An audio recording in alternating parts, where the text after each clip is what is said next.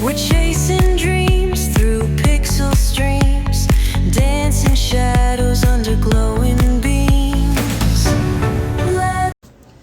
Nifty analysis by PS.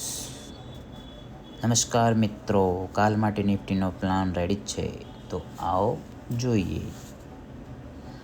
આ છે નિફ્ટીનો chart, બરાબર છે.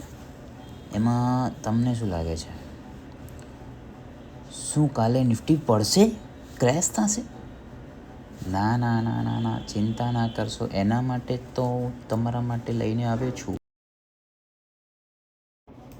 જો કાલે આપણે કહ્યું હતું કે નિફ્ટી ફ્લેટ ખુલે, બરાબર છે, 23,400 આજુબાજુ, અને ત્યાંથી તમારે જે કીધું હતું કે 23,350 નીચે નીકળે, કયું 23,350ની નીચે નીકળે તો તમારો ડાઉન સાઈડ પહેલો ટાર્ગેટ રહેશે 23,280નો, બીજો ટાર્ગેટ રહેશે 23,180નો.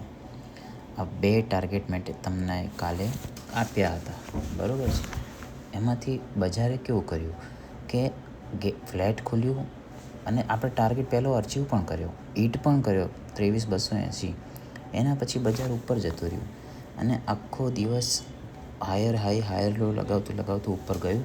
અને ઉપરની સાઈડ પણ આપણો જે 23,620નો જે ટાર્ગેટ હતો ને, જો આજે ઉપરની સાઈડ 23,620નો ટાર્ગેટ છે ને, એ પણ આપણો હિટ થોડોક જ રહી ગયો હિટ થતાં, બરાબર છે. પછી આખો દિવસ બજાર ધીમે ધીમે નીચે આવતું રહ્યું, બરાબર છે. તો હવે કેવું છે કે ભાઈ આપણે કરવાનું કેવું ખબર, જો તમને હું તો બીજો એક વસ્તુ બતાવું. આ જે બજાર દેખાય ને તમને, એમાં ધીમે ઉપર ગયું, એ છે ચેનલ પેટર્ન, બરાબર છે. એ છે એસેન્ડિંગ ચેનલ પેટર્ન. જો હું તમને દોરીને બતાવી દઉં, જો આ ગયું ઉપર, બરાબર, જોઈ લો તમે, કમ્પ્લેટ એના રેઝિસ્ટન્સ ટચ થઈને નીચે જાય છે અને ઉપર જાય છે, દેખાય છે. હવે આ એસેન્ડિંગ ચેનલ પેટર્ન જે છે એ તમને દોરીને અને હું સમજાવી દઉં કે એ શું કહેવા માંગે છે. આ ચેનલ પેટર્ન એવું કહેવા માંગે છે કે નિફ્ટી હોય કે કોઈ પણ ઇન્ડેક્સ હોય કે કોઈ પણ સ્ટોક હોય, જ્યારે એ સ્ટોક ઉપરથી નીચે પડે છે, આવી રીતે ઉપરથી નીચે આવે છે કે પડે છે, અને પછી કન્ફર્મ એક ઝોનમાં એ હાયર લો લગાવતું એક સાઈડ ગમે તે સાઈડ બાદ નીકળે છે, મતલબ કે ડાઉન સાઈડ નીચે નીકળે છે, બરાબર છે. આવી રીતના આ પેટર્ન બનાવી. તો આ પેટર્નમાં એવું છે કે ઉપરથી જેટલું નિફ્ટી કે કોઈ પણ સ્ટોક નીચે આવ્યો છે ને, પર્ટિક્યુલર આઇકણથી આટલું, તો એ 200 પોઈન્ટ નીચે આવ્યો છે, તો એ નીચેથી 200 પોઈન્ટ નીચે જવાની તાકાત રાખે છે. આ છે ચાર્ટ પેટર્નનું દમ. પ્રોપર જે મિત્રોને આવડતું છે, શીખી ગયા હશે, કાં તો શીખવા માંગે છે, એ લોકો શીખી લેજો, બહુ જ કામ લાગશે, સમજ્યા. આની નીચે તમારે એ રીતનું ટ્રેડ કરવાનું હોય છે કે જેવું નીચેની સાઈડ બ્રેકઆઉટ આપે છે, બ્રેકડાઉન આપે છે, તો તમારે પહેલો ટાર્ગેટ એનો જે સ્વિંગ હોય છે એ તમે લઈ શકો છો, અને એનો જે બીજો ટાર્ગેટ હોય છે એ તમે જેટલું પડ્યું છે ઉપરથી એટલું જ તમે નીચે રાખીને પછી કરી શકો છો. તો તમારા 2-3 ટાર્ગેટ આસાનીથી તમને મળી જશે, બરાબર છે.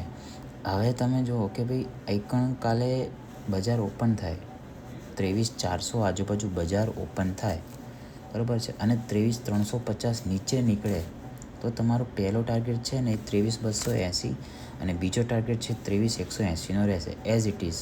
કાલે પણ આ જ હતા, આજે પણ આ ટાર્ગેટ છે. કેમ કે સ્ટ્રક્ચર બજારનું એવું છે ને, બરાબર છે.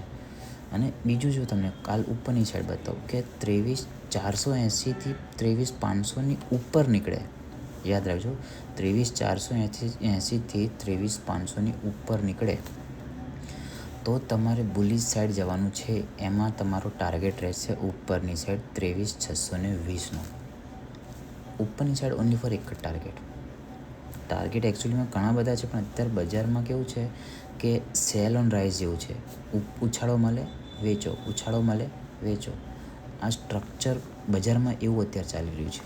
જીઓ પોલિટિકલ ન્યૂઝ, આપણો રૂપિયો જે છે એ રેકોર્ડ લો ઉપર જઈ રહ્યો છે, ક્રૂડમાં અત્યારે ચાલી રહ્યું છે, યુદ્ધ ચાલી રહ્યું છે અમેરિકા ઈરાનનું, એટલે ન્યૂઝ ગ્લોબલી બહુ જ છે, એટલે બજાર અત્યારે ડાઉન સાઈડ જવાની સંભાવના વધારે છે.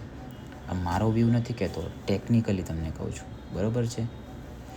અને બીજું તમને બતાવી દઉં, જો કે આ જે વસ્તુ તમને દેખાય ને, મેં તમને ચાર્ટ પેટર્નમાં એસેન્ડિંગ ટ્રાયંગલ પેટર્ન જે તમને દોરીને, એમાં જે આ કેન્ડલ દેખાય છે ને, આ કેન્ડલ હું તમને વારંવાર કેમ કહું કન્ફર્મેશન લેવું જરૂર ખબર?